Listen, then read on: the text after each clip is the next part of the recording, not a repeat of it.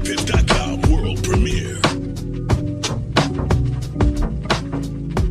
What's up, it's your boy Jake Brock, tuned in to Clapitup LA. I'm right here with Mr. Cevichemann, and if he tell you, you gonna say, yeah, that's me, you know what I mean? Yeah. Now, Mr. Cevichemann holding up his Clapitup LA shirt. Yeah. You already know what it is. Yes, Check sir. this out. If y'all ain't had none yet, y'all definitely sleeping. We about to wake y'all up.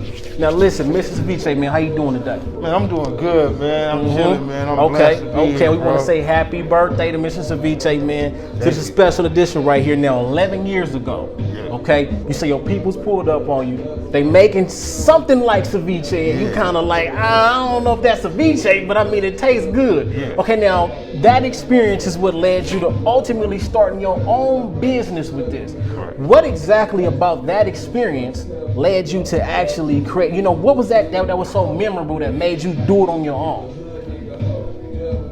It was basically because, you know, cooking, I don't even tell people that I cook, but you know, that's one of my little things I do on the side. Yeah. Is cooking, or I do desserts and shit. Okay. So at this time of my situation, I was going through some little custody stuff with my kids and stuff. So at that time, I would cook. It let off a lot of frustration. Okay, so cooking was your way to be able, it was therapeutic. Yeah, I ain't yeah. never heard that before, but that's a good one. Okay, Yeah. so as far as desserts, do you sell the desserts? Are you planning on selling them? Or? Nah, you know, when you growing up, man, you start dabbling and doing all the little type of things in the kitchen with your moms and your grandma and stuff like that. So I just used to make like sakatumi cakes. Okay, yeah. That's like a hard ass cake to make, you know what I'm saying? With the little walnuts and all that shit. Yeah. You making your own icing from the sugar powder and all that. So like banana pudding and peach cobbler. Those ain't no regular desserts, you know. Yeah, facts. Yeah, facts. You know, you gotta know how to use enough nutmeg. Well, see, the thing is, you gotta understand, you competing with somebody's grandma when you bringing some peach cobbler to the table. That part. You know what I'm saying? You can't beat grandma's peach cobbler now. So you gotta understand that for sure. So That part. when you decide that cooking is therapeutic to you, did you start to sell stuff that early? Nah. Or was it okay? Or was you giving out samples? Was you What I was doing was, like on Sunday fun days, that's how, you know, all those other things started coming up. And what I would do on a Sunday, I would do some asada steaks on the grill. Okay. And, you know, make some chips. And I'm like, fuck it, we need something to go with these chips and this asada. So I started making ceviche. But in the midst of me making the ceviche, my little niece, she had a prom around this time.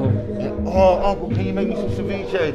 Or my neighbor down the street, hey fool, that's ceviche. Hey, Holmes, let me get some more of that. Oh, you know you doing it if he gonna get at you like that. You know what I'm saying? So I was like, man. And last year, you know, after my little brother passed away, R.I.P.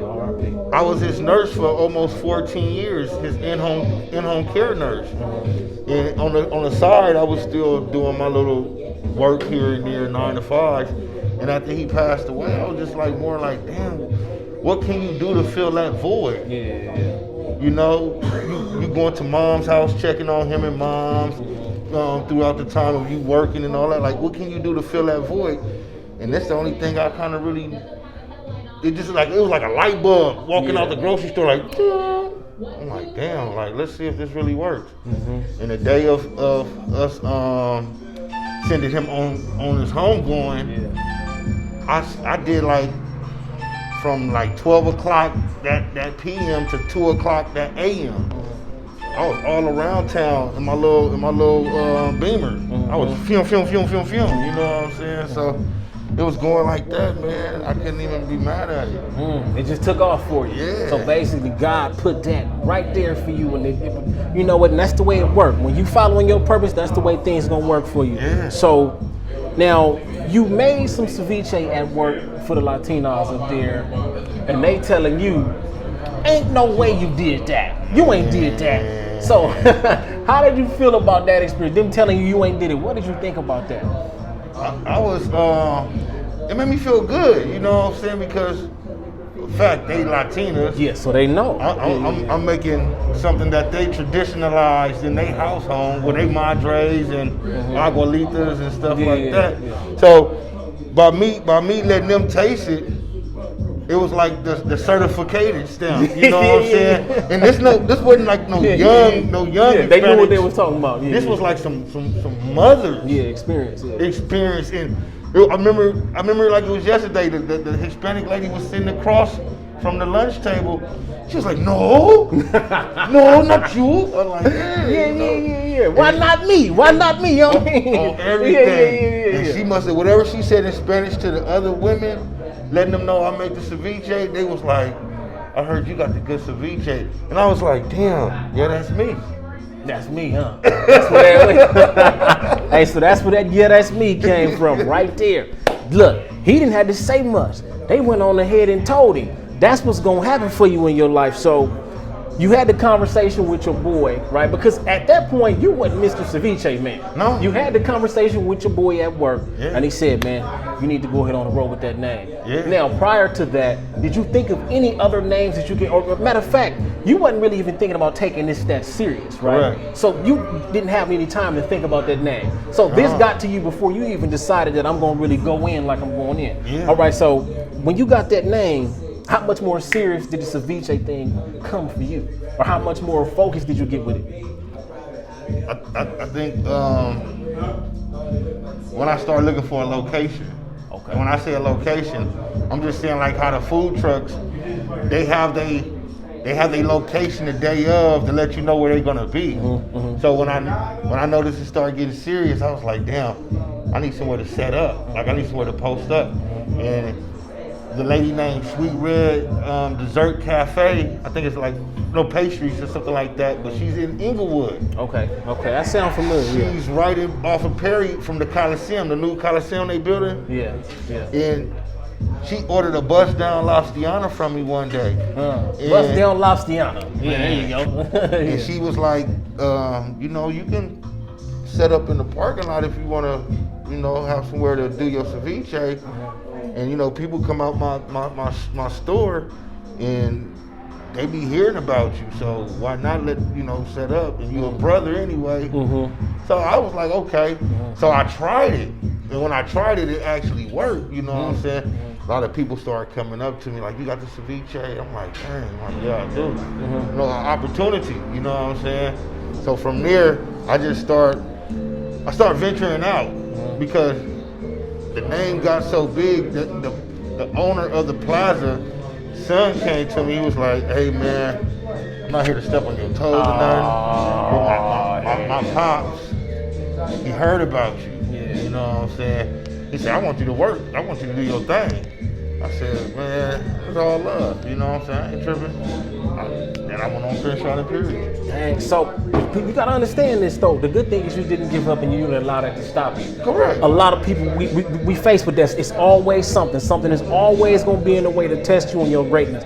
But like you said, you just gotta make the next adjustment. So since you've really gotten started and deep into it, you've been able to travel to different places and different cities and sell your ceviche. Yeah. How does it feel to actually be able to travel doing what you love to do and put smiles on other people's faces in places you probably never even imagined you would ever do business in? Man, it give me that's the thing. It give me a feeling of excitement to continue. Because if I know I met this person, ain't no telling who else I meet, or ain't no telling what doctor or what lawyer or the future's doctor or the future lawyer that I might meet coming up because they parent asked them to buy them some ceviche or that actual person wanted that ceviche. So it give me a good feeling because not only do I just sell ceviche, but I'm tapping in with my customers. They tapping in with me. This is more than just, oh, here you go, buy the ceviche. Before you even got here, a lady just was here, and she said, you wasn't on time. I said, yeah, I know. I said, I was a little traffic coming from where I was at. She said, no, don't worry about it. She said, but I stay around the corner. I said, dang, that's crazy, because this is her first time buying ceviche from me, and she stay around the corner. So it made me feel good to just tap in and be in an area she can be able to pick up her ceviche from. You know what I'm saying? Yeah. I know certain people can't get to where I'm at during the day. And I only do that, only be there for so long. Right. Because I don't have the food truck yet. I don't have the lights to actually be up and running. Keyword, yeah. At night. Keyword, yeah. Yeah, because I know it's coming. You know, so until that time, I just tell people bear with me. But you doing your thing. You pull up. You say, I mean, hey, look. If you need it, the ceviche man gonna bring it to you. Y'all make sure y'all get at him, like he said, 24 hours in advance, and he gonna pull up right to your front doorstep. Okay, now, what made you decide on? Because you have a certain amount of flavors. You got the mango drip, you got the classic, you got the bust down Lastiana, but you got the all crab. You know what I'm saying? Yeah. What made you decide to actually focus on these flavors instead of only sticking to one or having 10 different flavors? Like, what's so special about these flavors that you serve today? The flavors is Or is it flavors, or would you say dish? Maybe I don't want to say flavor. you know, well, my boys got the exotic only. Yeah. So you know, I would say it's more flavors. You know, and I didn't just come up with the mindset of having these flavors. The people chose this. Okay. So you I went by popular demand. Yeah, I went off of popular demand on a guy named Mikey Fryhouse. He lives in the IE. He go fishing with his daughter, and he does fishing. He does fish fries out there. Yeah. And he hit me with I need a mango shrimp. I said, damn, a mango shrimp. And then a girl pulled up on me. She said, I need you to make me a mango drip. I said, what is a mango drip? Drip? What? And that's what she said. She said, well, you know, you got the classic. You might just put the mango in there and it's already dripping. I said, that's the name, the mango drip. What? Like that? And then when I went to Vegas, some people out there, I was doing a ceviche run, and some people, they was like, you know what you should do?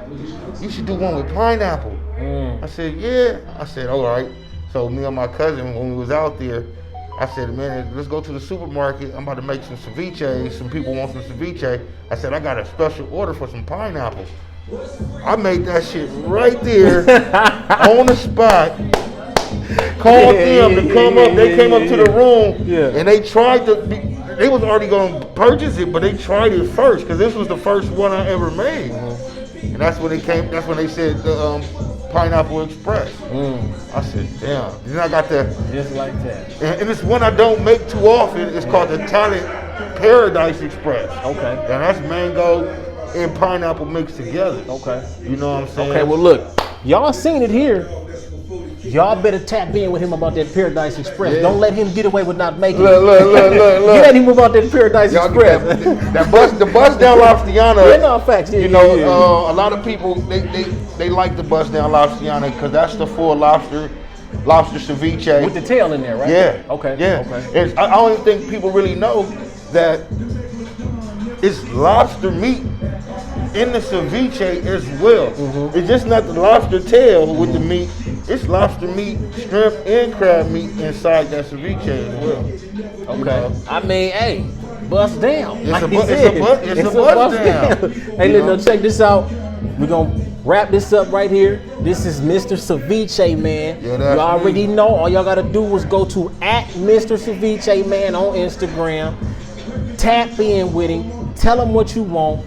Give him 24 hours in advance, and he's gonna come bring it to your front doorstep. Yeah. Now check this out. Also, shout out Toes Home Cleaning. If you ever need a cleanup, you already need a cleanup. Toes Home Cleaning will come and clean your that office up, house up. 25% discount just for doing an interview with me.